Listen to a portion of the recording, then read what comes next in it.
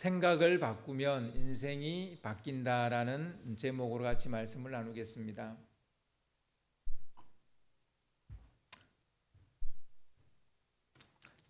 오늘은 여러분과 함께 생각이 바뀌지 않는 사람들에 대해서 이야기하려 합니다. 어째서 생각이 바뀌지 않는지, 무엇이 문제인지 살펴보려고 합니다. 저도 고백하건대, 정말 고백하건대 참 생각이 바뀌지 않는 사람 중에 한 사람입니다. 제 자신에게도 정말 던져지는 그런 메시지인 것 같아요. 더 나아가서 생각을 바꾸려면 어떻게 해야 하는지 그 숨은 비밀을 또한 찾고자 합니다. 어째서 생각이 바뀌지 않는지, 무엇이 문제인지, 그리고 생각을 바꾸려면 어떻게 해야 되는지 이것을 여러분과 나누려고 합니다. 조금 전에 여러분과 읽었던 본문, 오늘 성경 본문 말씀 안에는 생각이 바뀌지 않는 사람들이 나옵니다. 누구일까요? 본문의 줄거리를 훑다 보면 그들이 누구인지 단박에 알게 될 겁니다. 대제사장들과 장로들이 한 패를 먹고 신흥강자로 떠오르고 있는 예수를 축출하려고 무차별 공격을 하게 됩니다. 나름 종교 지도자들이니까 우아하게 공격을 하게 됩니다. 칼이 아니라, 무력이 아니라 말로, 논쟁으로 공격하는 거니까 우아하다 이렇게 말할 수 있겠죠. 그러나 말도 칼 못지 않습니다. 패는 칼보다 강하다라는 말이 있지 않습니까? 우한 공격 뒤에는 적자 생존을 위한 비정함과 비열함의 발톱이 숨겨져 있다는 것을 우리가 압니다. 여러분, 대제사장들과 장로들의 1차 공격 기억하시나요? 제가 다시 이제 여러분 생각을 반복시키기 위해서 다시 한번 묻습니다. 대제사장들과 장로들의 1차 공격 무엇이었습니까? 내가 무슨 권위로 이런 일을 하느냐? 누가 이런 권한을 너에게 주었느냐? 이 질문으로 1차 공격을 했죠. 이 무릎은 심장을 도려내는 듯한 예리한 비수가 아닐 수 없었습니다. 사람은 심장이 없으면 못 삽니다. 그죠? 그러니까 심장을 적출하는 것 같은, 심장을 없애버린 것 같은 그런 질문이었다라는 겁니다. 그러니까 이 질문 잘못 해결하면 죽는다는 얘기예요. 예수님은 가만히 앉아서 심장 적출을 당할 수는 없었죠. 예수님도 반격에 나섰습니다. 그런데 그들보다 더 우아하게 반격을 하셨어요. 예수님은 비유로 반격을 하셨어요. 게다가 예수님도 비유로 말씀하셨지만, 우아하게 반격하셨지만 그 안에는 비수가 있죠. 거기에다가 일침까지 가했습니다. 그러니까 비수에다가 플러스 일침까지 더 있는 거죠. 대제사장들과 장로들은 예수의 포도원 비유가 자기들을 겨냥하고 있다는 것을 알아차렸습니다. 일침을 가했다는 걸 알고 있었다는 거죠. 그래서 오늘 본문 19절을 보면 알 수 있습니다. 서기관들과 대제사장들이 예수의 이 비유는 자기들을 가리켜 말씀하심인 줄 알고, 솔직히 예상을 뛰어넘는 반격이었기 때문에 그들은 매우 당황했습니다. 뿐만 아니라 무척이나 자존심이 상했습니다. 그리고 분노가 치밀어 올랐습니다. 그들은 더 이상 말로 예수를 당해낼 수 없다라는 이런 본능적인 어떤 그 느낌 같은 느낌을 받았는지 무력으로 예수를 제압하려고 했습니다. 하지만 예수를 따르는 사람들이 그 자리에 너무 많았기 때문에 그들이 무서워서 손을 댈 수가 없었죠. 일단 그들은 감정을 속으로 삭히고 그 자리에서 물러났습니다. 이렇게 1라운드는 대제사장들과 장로들이 대로 주고 말로 받는 것으로 일단락이 났습니다. 이제 2차 격돌이 시작되었습니다. 즉 2라운드가 시작됐습니다. 이것이 오늘 읽은 본문 말씀이에요. 대제사장들과 장로들은 1라운드에서 혹을 때려다가 혹을 하나 더 붙인 격이 되었으니까 얼마나 열불이 났겠습니까? 그들은 머리를 싸매고 예수를 격퇴시킬 새로운 방도를 찾았습니다. 솔직히 진검승부에서 졌기 때문에 또다시 정면승부한다는 것은 이길 가망이 별로 없는 거죠. 그래서 그들은 술수나 속임수로 예수를 공격하려고 모색을 합니다. 방식을 좀 바꿨다는 거죠. 그들이 이번에 고안한 술책은 로마의 총독을 끌어들이는 거예요. 로마의 총독. 예수로 하여금 로마법을 어기게 하거나 반대하는 말을 하게 해서 사법권을 쥐고 있었던 총독으로부터 벌을 받게 만드는 거예요. 자기 손에 피를 묻히지 않겠다는 속셈이죠.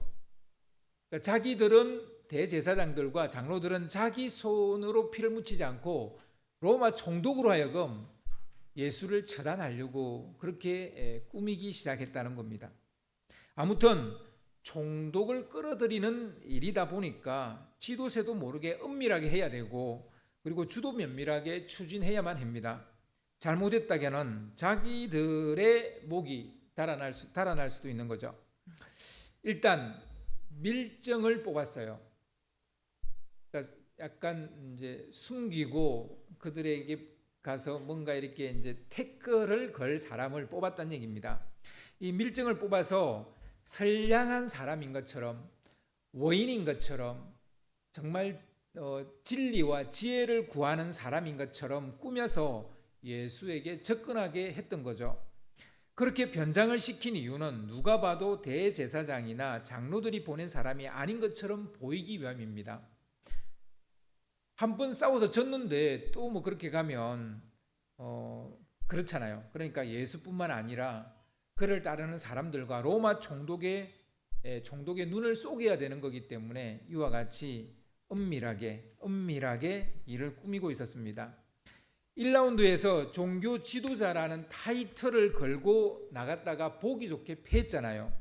그런데 다시 또 종교 지도자라는 타이틀로 나서는 것은 그들 자존심도 허락지 않습니다. 그러니까 이와 같은 술수를 쓰게 되는 거죠. 아무튼 원인으로 변장한 그들은 옳고 그름을 알고자 세상을 떠도는 구도자적 그런 행색을 하고 예수님께 접근을 합니다. 그들은 진리를 사랑하고 진리를 찾는 사람인 척하면서 예수님께 가서 질문을 던집니다. 그러니까 대제사장이나 장로들이 보낸 사람이 아닌 것처럼 하고 가서 물었다는 거예요. 오늘 21절 말씀을 보면 그들이 물어 이르되 선생님이여 우리가 아노니 당신은 바로 말씀하시고 가르치시며 사람을 외모로 취하지 아니하시고 오직 진리로서 하나님의 도를 가르치시나이다. 이렇게 한마디로 알랑방귀를 끼고 있는 거죠. 선생님의 말씀과 가르침은 언제나 옳다 이렇게 지켜 세우면서 막 띄우는 거죠. 선생님은 사람을 외모로 판단하지 않으실 뿐만 아니라 하나님의 진리를 참되게 가르치는 분이다라고 이렇게 막 아부석힌 말을 합니다. 선생님은 그런 분이니까 우리의 궁금증도 정말 진실되게 풀어줄 것이라고 우리는 믿습니다. 이런 얘기를 하면서 그런 얘기를 하면서 이제 두 번째 떡밥을 던집니다. 대제사장들과 장로들이 자신의 모습을 숨겼지만 그들의 의도는 분명해 보입니다. 로마법에 저촉되는 대답을 하게 해서 로마의 법대로 예수를 처벌하고 처단하는 겁니다. 그것이 그들의 의도였습니다. 그럼 그들이 이번에 들고 온 미끼와 그 떡밥, 즉 올가미는 무엇이었을까요? 22절을 보면 우리가 가이사에게 세를 바치는 것이 옳으니까 옳지 않으니까, 이게 바로 두 번째 미끼이고 올가미이고 떡밥입니다. 우리가 로마 황제 카이사르에게 세금을 바치는 것이 옳습니까? 옳지 않습니까? 이 질문. 당시 유대인들에게 이 문제는 핫 이슈 중에 핫 이슈였습니다. 밤샘 토론을 해도 답이 나오지 않는 그런 문제였어요. 사실 오늘을 살고 있는 우리에게도 세금 문제는 항상 민감한 문제입니다. 지난 주 중에 우리 대통령 선거도 있었지만 세금 정책을 어떻게 세우느냐에 따라 내가 지지할 수도 있고 지지하지 않을 수도 있을 만큼 아주 민감한 사안입니다. 로마의 지배를 받는 것도 억울한데 세금까지 내야 한다는 것은 유대인으로서 여간 분하고 원통한 일이 아닐 수 없었습니다. 그래서 당시 유대인들은 세금 징수원이었던 세리를 지독하게 미워했고 싫어했던 겁니다. 상종치 못할 죄인 취급을 했던 이유도 바로 여기에 있습니다. 우리가 지금 세무 공무원들을 이렇게 미워하거나 싫어하지 않지 않습니까? 그건 당연히 우리 국가 원임으로 내야 될 부분이니까요. 그런데 이야기가 달라지는 거예요. 일본이 우리를 침략했어요. 일본에 우리가 식민지로 있어요. 그런데 그들이 막 세금도 거둬가고 또 2차 세계대전에 전쟁에 내보내려고 우리를 막 끌어가고 군인으로 막 징집하고 그리고 위안부로 우리의 젊은 여인들을 끌어가고, 그럼 그 끌어가는 그 당시의 경찰들 혹은 그 사람들이 우리나라 사람이었다고 한다면 그 사람들을 우리가 어떻게 대하겠습니까? 그렇죠. 상종치 못할 사람으로 생각하겠죠. 당시에 로마 황제에게 세금을 내야 한다고 주장하는 사람들이 있었어요. 그들은 권력의 끈앞풀을 쥐고 있는 사람들이었는데 대제사장들과 사두개파 사람들이 거기에 속합니다. 그들은 로마의 권력 안에서 그들의 종교적 권력을 가지고 있었던 사람들이에요. 그리고 로마 황제가 세운 분봉왕인 헤롯 왕을 지지하는 헤롯 당원들이 있었어요. 이들은 정치적 권력을 또한 가지고 있었기 때문에, 그래서 이 두 끈앞풀을 가지고 있는 사람들이 세금 내는 것을 지지를 했던 사람들입니다. 나머지 대부분의 서민들은, 대부분의 유대인들은 황제에게 세금 내는 것을 반대했어요. 솔직히 세금 많이 내고 싶은 사람이 이 세상에 있겠습니까? 그죠? 지금도 그렇죠. 마찬가지입니다. 종교 지도자들이 볼 때 예수는 서민들의 지지를 받고 있는 사람이에요. 그러니 당연히 황제에게 세금 내는 것을 반대할 것이라고 그들은 생각했습니다. 뿐만 아니라 예수는 당시에 친로마 성향을 보였던 종교 지도자들을 비판했어요.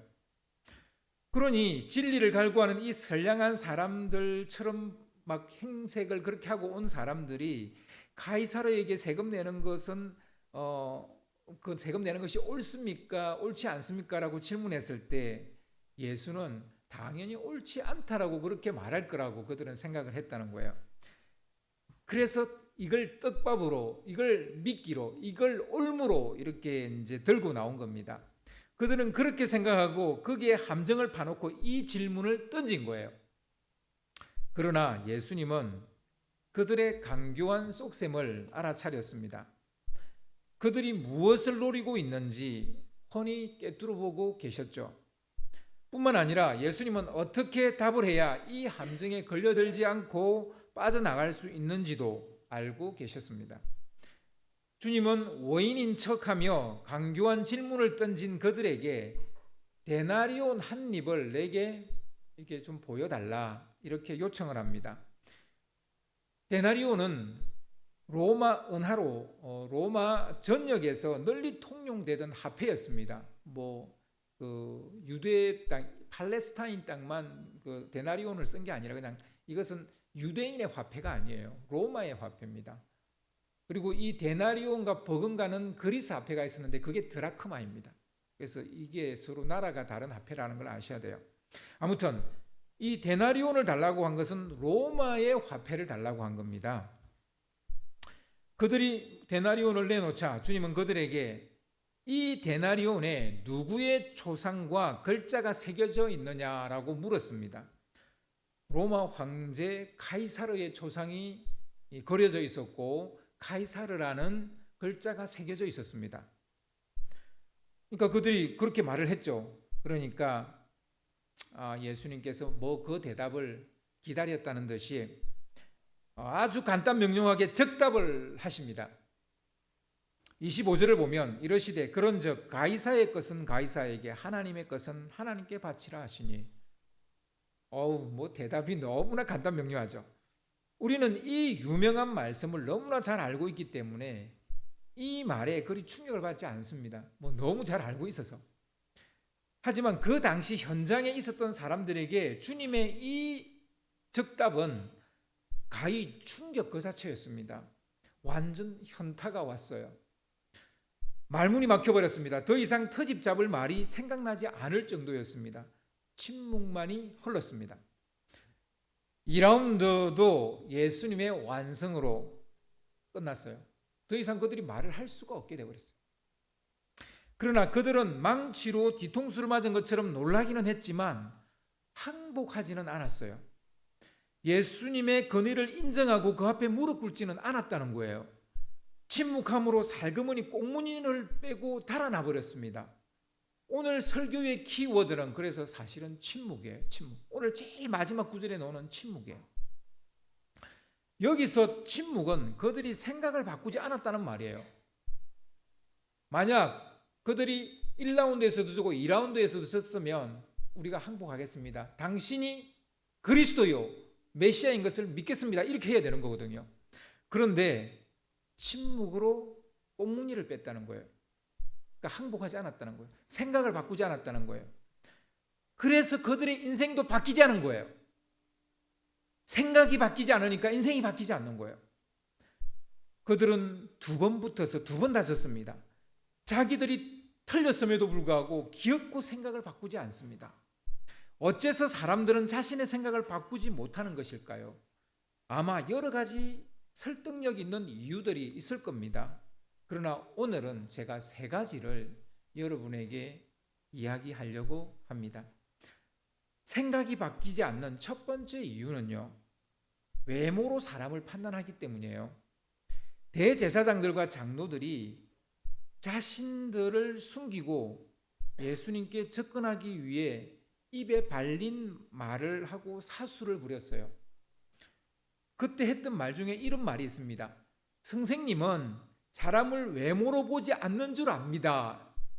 알랑방귀를 그렇게 꼈어요. 그렇게 막 아부의 말을 했어요. 그런데 아이러니하게도 그들은 이미 예수를 외모로 보고 있는 거예요. 당신은 외모로 사람을 보지 않는 사람인 줄 압니다라고 알랑방귀를 껴놓고 자기들은 예수를 외모로 보고 있는 거예요. 참 아이러니하죠. 나사렛에서 선한 것이 날 수 없다는 거예요. 그래서 그는 그를 메시아로 인정할 수 없다는 거예요. 그들은 그들이 가진 잣대로 예수를 바라보았기 때문에 예수는 메시아일 수 없다는 겁니다. 죽었다 깨어나도 메시아일 수 없다는 거예요. 사람이 얼마나 눈에 보이는 것에 쉽게 휘둘리고 현혹되는지 알게 하는 실험이 있어요. 워싱턴 DC 외곽의 한 지하철 역사에서 청바지에 티셔츠를 입고 야구 모자 차림의 젊은 남자가 악기 케이스를 열고 바이올린을 꺼냈어요. 남자는 누가 봐도 기부를 유도하는 방식으로 케이스를 바닥에 내려놓고 연주를 하기 시작했습니다. 이 남자가 연주하는 43분 동안 수많은 사람들이 그 앞을 지나갔어요. 그날 아침 그 연주자 앞을 지나간 사람은 1097명이었는데 그 중에 단 7명만 그 연주를 들으려고 1분 이상 멈추어 서 있었다고 합니다. 그러니까 다들 지나가면서 헐기 보기는 했는데 그 연주를 듣는 사람은 거의 없었다라는 얘기죠. 그리고 그날 수익은 얼마였을까요? 겨우 32달러 17센트였어요. 이 거리의 악사는 생활고에 시달려서 낡아 빠진 바이올린을 연주한 게 아니에요. 그는 불과 며칠 전에 100달러짜리 티켓을 구입한 청중들이 가득한 홀에서 연주했던 세계적인 유명한 바이올리니스트인 조슈아 벨이었습니다. 우리 사람들 알아요? 조슈아 벨? 잘 몰라요? 하여튼 유명하다고 합니다. 유명한 그런 이제 바이올리니스트인데 그가 이제 그날 그 연주를 할 때 그 곡목은 정말 세계적으로 유명한 바이올린을 위해서 쓰여진 그런 아름답고 정말 좋은 그런 클래식 곡들이었다고 합니다. 게다가 그의 바이올린은 안토니오 스트라디바리 누군지 잘 모르겠는데 하여튼 이 사람이 유명한가 봐요. 1713년에 만든 그 사람이 만든 바이올린이라고 합니다. 이게 얼마나 유명한 바이올린인지 이 벨이라는 사람은 이 바이올린을 약 350만 달러에 샀답니다. 우리나라 돈으로 하면 43억이에요. 바이올린 하나가 43억이에요. 그 바이올린으로 그리고 바이올린 곡으로는 정말 아름다운 곡을 43분간 연주를 했어요. 그리고 세계에서 가장 유명한 바이올리니스트가. 그런데 그것을 구경하겠다는 사람이 7명도 안 됐다는, 그것도 1분 정도밖에 본 사람 7명밖에 안 됐다는 거고, 또 그 사람에게 그 곡이 너무 정말 유명한 곡이니까 정말 감동받고 기부한 사람이 기부한 액수가 32달러 정도밖에 안 된다는 거예요. 무슨 차이일까요? 최고로 비싼 바이올린으로 세계적인 거장이 초라한 차림으로 역사에서 연주를 했더니 거의 관심을 받지 못했다는 겁니다. 이 무슨 차이입니까? 권위입니다. 권위를 인정하면 연주가 아름답게 들려요. 근데 그 사람이 그냥 길거리 악사라고 생각하면 우리 연주를 잘해도 정말 비싼 악기로 연주를 해도 듣지 않습니다. 권위입니다. 권위. 그가 누군지를 모르면 아무리 좋은 연주를 해도 좋은지 몰라요. 생각이 바뀌지 않는 것은 눈에 보이는 것만 보기 때문에. 눈에 보이는 것. 그냥 티셔츠에 청바지에 야구 모자 쓰고 연주하니까, 그리고 지하철에서 연주하니까 별로 유명한 사람 아닌 걸로, 그 곡도 그렇게 썩 잘하는 걸로 보이지 않아요. 연주도 그렇게 잘하는 걸로 보이지 않는 거죠. 여러분, 외모가 얼마나 우리에게 큰 영향을 주는지 말해주는 실험이라고 할 수 있습니다. 여러분, 우리가 왜 생각이 바뀌지 않느냐면요, 우리가 모든 것을 겉모양만 보기 때문이에요. 그 중심을 보지 않기 때문입니다. 제대로 알지 못하기 때문에. 생각이 바뀌지 않는 두 번째 이유는 반복하기 때문이에요. 반복. 우리는 반복의 힘을 종종 무시할 때가 있습니다. 그런데 뇌과학자들의 연구에 따르면 반복적인 실천이나 행동은 그것을 더 강화시킨답니다. 내가 뭔가 반복을 많이 하면요, 우리의 뇌가 그 부분을 계속 연결을 시킵니다. 그래서 그 부분을 더 강화를 시켜요. 그래서 그 부분을 더 자주 하게 되고 더 많이 하게 되고 더 잘하게 되는 겁니다. 우리의 뇌는 유동적이라고 합니다. 나이가 들어도 그렇다고 합니다. 이를 뇌과학에서는 신경가소성이라고 그렇게 부르더라고요. 신경가소성. 우리의 몸은 20대 전후로 성장을 멈춥니다. 그래서 이제 한 20대 초반 정도 되면 더 이상 자라지 않아요. 더 이상 키가 크거나 변하지 않아요. 대신 살은 쪄요. 하여튼 뇌는 끊임없이 그런데 성장한다는 거예요. 변한다는 거예요. 특별히 반복하는 것을 더 강화를 시킨답니다. 그래서 1만 시간의 법칙 뭐 이런 이야기가 나오는 겁니다. 대제사장들과 장로들은 예수와 논쟁을 하면서 자기 주장이 더 강화되어지고 있다는 것을 그들은 모르고 있어요. 우리도 그렇습니다. 어떤 논리나 입장에 서서 논쟁을 하게 되면 그 부분이 더 옳다고 여기게 되는 거예요. 내가 그 논쟁에 뛰어들지 않았을 때는 내가 어느 한쪽 입장에 그렇게 막 동의하지 않다가 내가 어느 한쪽 입장에 서서 논쟁에 뛰어들게 되면 내가 선 입장을 끝까지 고수하려는 그런 성향이 우리 사람들에게는 있습니다. 왜 그러냐면 바로 우리의 뇌의 신경 가소성 때문에 그렇습니다. 계속 반복하는 것에 우리가 더 강화가 되기 때문이에요. 공부할 때 우리가 토론이 좋은 이유는 자기가 말을 계속 하게 되면 그 말한 것들이 더 강화가 되어져서 더 오래 기억에 남습니다. 그래서 공부는 토론식으로 하는 게 좋다. 이건 우리가 너무나 잘 알고 있는 사실이죠. 하지만 조심해야 할 것이 있습니다. 논쟁이 때로는 나를 그 주제의 감옥에 가두어 버릴 수도 있다는 거예요. 그 논쟁이 내 생각을 그 안에 가두어 버리게 만든다는 거예요. 논쟁에서 지고 논리에서 졌다 해도 자기 주장을 절대 철회하지 않습니다. 절대 항복하지 않습니다. 도리어 더 견고한 자기만의 논리와 주장에 사로잡히는 경우가 허다합니다. 어째서 이런 현상이 일어납니까? 우리의 뇌가 생리적으로 그렇게 생겨먹었고 그렇게 작동하기 때문이에요. 그게 우리 뇌입니다. 이걸 인정하셔야 돼요.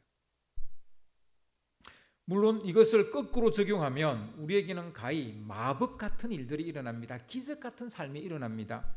부정적인 것을 반복하면 부정적인 것이 강화가 돼요. 그래서 내가 누구를 뒷담화 까면 계속 뒷담화 잘 까는 사람이 돼요. 내가 누구를 지적질하면 계속 지적질하는 사람, 더 지적질하는 사람이 돼요. 내가 비관적으로 생각하고 비관적으로 말하면 내가 그런 사람이 더 되게 돼 있어요. 그런데 내가 반복해서 긍정적인 것을 말하고 긍정적인 생각을 하게 되면, 낙관적인 말을 하게 되면 그것이 강화가 되어서 더 그런 사람이 되게 됩니다. 그래서 우리는 무엇을 반복해서 생각하고 무엇을 반복해서 실천할 것인가를 생각해야 돼요. 내가 무엇을 반복할 것인가? 여러분 혹시 끊고 싶은 것, 더 이상 이렇게 살고 싶지 않은 것, 그것을 계속 반복하고 있다면 여러분 절대로 끊지 못할 거예요. 여러분 내가 끊지 못하게 할 거예요. 그런데요, 그래서 그것을 끊으려고 하지 말고 내가 더 좋은 것, 내가 바라는 것들을 반복하셔야 돼요. 그러면 내가 끊고 싶은 것은 자연스럽게 끊어집니다. 뇌의 신경회로가 그렇게 바뀌어가요. 전에는 이쪽에 막 연결이 많았는데 이제 이 연결이 이쪽으로 연결이 되어져서 내가 바뀌게 됩니다. 그래서 여러분, 내가 무엇을 반복할 것인가, 이것은 항상 고민하셔야 됩니다. 생각이 바뀌지 않는 이유는 바로 이 반복 때문이에요. 계속 예수와 대립각을 세우고 대립점에 서 있으니까 바뀔 수가 없는 거예요. 그래서 여러분, 내가 왜 이 입장에 서고 내가 왜 이 주장을 하고 있는지를 항상 돌아봐야 되는 겁니다. 그리고 거기에서 돌아서고 싶다면, 거기에서 떠나고 싶다면 그 반복을 먼저 버려야 됩니다. 그리고 다른 것을 반복하셔야 됩니다. 그래서 생각이 바뀌지 않는 이유는 바로 반복 때문. 반대로 우리가 탁월해지는 이유도 이 반복 때문이라는 사실을 우리가 아셔야 됩니다. 생각이 바뀌지 않는 세 번째 이유는 권위가 바뀌지 않기 때문입니다. 권위가 바뀌지 않기 때문에. 사실 오늘 본문 말씀은 세금 이야기가 아니에요. 권위에 관한 얘기고 권한에 관한 얘기입니다. 카이사르에게 세금을 낸다는 것은 로마 황제의 권위를 인정할 것이냐 인정하지 않을 것이냐의 문제예요. 세금을 내지 않는다는 것은 황제의 권위를 인정하지 않겠다는 것이고, 세금을 낸다는 것은 황제의 권위를 인정하겠다는 얘기예요. 여전히 그들은 권위의 문제로 예수를 지금 아직도 흔들고 있는 거예요. 세금 문제 같지만 이건 권위의 문제예요. 어째서 이들은 그렇게 집요하게 권위의 문제에 매어 달리는 것일까요? 거의 집착 수준이라고 할 수 있습니다. 그렇습니다. 사람은 권위를 받아들여야 그 사람도, 그 사람의 말도, 그 사람의 생각도 받아들이기 때문이에요. 신자와 불신자의 차이는 바로 예수님의 권위를 인정하느냐 인정하지 않느냐의 차이입니다. 신자는 예수님이 하나님의 아들이시고 그리스도라는 것을 믿는 사람입니다. 그것을 인정하는 사람이에요. 불신자는 예수님이 하나님의 아들이 아니고 그리스도도 아니다라고 생각하는 사람들이 불신자입니다. 만약 예수님이 하나님의 아들이 아니고 그리스도도 아니라면 이후에 예수님이 질 십자가는 무엇이겠습니까? 그 십자가는 그냥 한 죄수의 사형 집행밖에 안 되는 거예요. 그가 하나님의 아들이시고 그리스도이기 때문에 그의 십자가는 온 인류의 대속 제물이 되고 희생 제물이 되고 구원의 능력이 되는 겁니다. 예수님이 십자가를 지시기 전에 반드시 짚고 가야 할 것이 권위의 문제라는 걸 우리는 알아야 됩니다. 물론 권위의 문제는 대제사장들과 장로들이 꺼냈어요. 그러나 예수님도 이 문제는 짚고 넘어가야만 되는, 십자가를 지기 전에 반드시 짚고 넘어가야 될 문제라는 사실을 여러분 아셔야 됩니다. 그래서 예수님은 일방적으로 지금 당하고 있는 것만은 아니에요. 그들이 공격했지만 그 공격으로 당신의 권위를 분명하게 하고 계시다는 것을 우리가 알아야 되는 거죠. 우리는 권위자의 말을 더 신뢰하고 따르는 경향이 있습니다. 그렇지 않습니까? 똑같은 설교를, 여러분, 똑같은 설교 본문, 그러니까 성경 본문 말고 설교 원고가 똑같은 것을 그 교회 담임 목사님이 할 때와 그 교회 부목사님이 할 때, 여러분 어느 분이 할 때 더 은혜를 받게 될까요? 두말할 필요가 없어요. 그리고 담임 목사님이 선 예배와 부목사님이 선 예배 중에 어느 예배를 더 드리려고 할까요? 말할 필요가 없어요.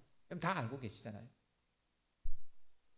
권위의 문제예요. 똑같은 설교 원고인데 거기서 전하는 깨달음은 똑같아요. 여러분, 이런 일들은 우리 속에 너무나 많아요. 똑같은 말을 대학 교수가 할 때와 내 친구가 할 때, 여러분 누구의 말을 더 믿습니까? 대학 교수의 말을 더 믿죠.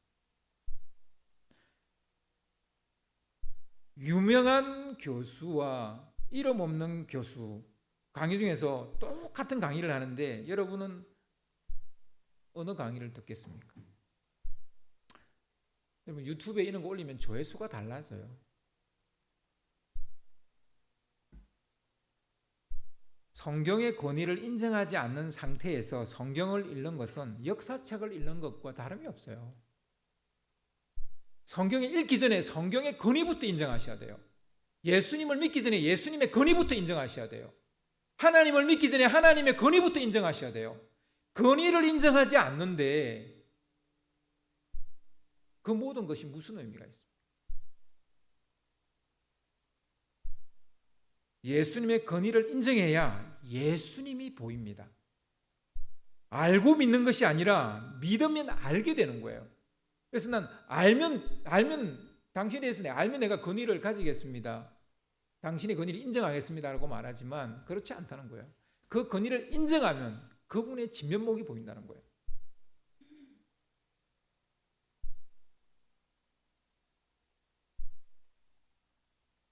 여러분, 왜 생각이 바뀌지 않습니까?